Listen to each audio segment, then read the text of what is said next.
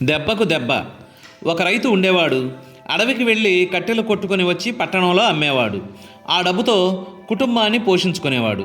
ఒకరోజు కట్టెలు కొట్టి బండి నిండా వేసుకొని పట్టణానికి వస్తున్నాడు రైతు. ఒక వ్యాపారి ఎదురై కట్టెలు బేరం చేశాడు. ఈ కట్టెల బండి ఎంతకిస్తావని అడిగాడు. రైతు 20 రూపాయలు అన్నాడు. సరే నాతో రా అన్నాడు వ్యాపారి. రైతు బండి తోలుకొని వ్యాపారి వెంట అతని ఇంటికి వెళ్ళాడు. అక్కడ కట్టెలు దించాడు. వ్యాపారి 20 రూపాయలు ఇచ్చాడు. రైతు ఖాళీ బండి తోలుకొని వెళ్ళబోతుంటే వ్యాపారి ఆపాడు.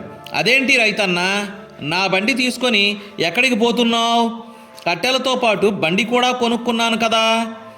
అదెట్లా అన్నాడు రైతు. ఎట్లా ఏమిటి? ఇట్లానయ్యా అంటూ వ్యాపారి వివరించాడు.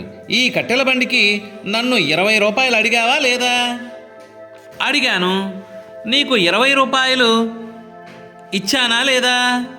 ఇచ్చావు. అయితే చెప్పు, ఈ బండి నాదైపోయింది కదా. వ్యాపారి బండి లాక్కున్నాడు. అమాయకుడైన రైతు తల వంచుకొని ఇంటికి వెళ్ళిపోయాడు. రైతుకు ఒక కూతురు ఉంది, చాలా తెలివైన పిల్ల. తండ్రిని అడిగి కథంతా తెలుసుకుంది. వ్యాపారికి బుద్ధి చెప్పాలని నిర్ణయించుకుంది. మరుసటి రోజు కొన్ని ఎండుకట్టెలు మోపు కట్టుకుని అమ్మడానికి వ్యాపారి ఇంటికి వెళ్ళింది. షావుకారు గారు, కొన్ని ఎండుకట్టెలున్నాయి, కొంటారా? ఎంత? 2 గుప్పిళ్ళు ధాన్యం.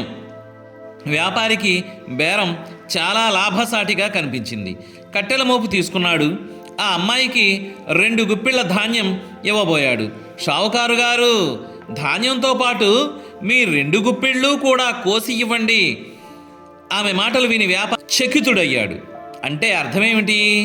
ఏముంది ఇందులో అర్థం కాకపోవడానికి? 2 గుప్పిళ్ళ ధాన్యానికి మీరు కట్టెలు కొన్నారా లేదా? అవును. మరి ఇవ్వండి, ధాన్యంతో పాటు మీ 2 గుప్పిళ్ళు కూడా కోసి ఇవ్వండి. నేను సరిగ్గానే చెప్పానా? అదెట్లా? గట్టిగా కేకలు వేశాడు వ్యాపారి. ధాన్యంతో పాటు ఎవరైనా తమ గుప్పిళ్ళు కూడా కోసి ఇస్తారా? ఎందుకు ఇవ్వకూడదు, కానీ ఎట్లా? అమ్మాయి అంది, మా నాన్న కట్టెలతో పాటు బండి కూడా మీకు ఇవ్వలేదు, అలాగే మర్చిపోయారా? ఆమె మాటలు విన్న వ్యాపారి తల సిగ్గుతో వంగిపోయింది. ఆమెకు క్షమాపణ చెప్పి బండి ఇచ్చేశాడు.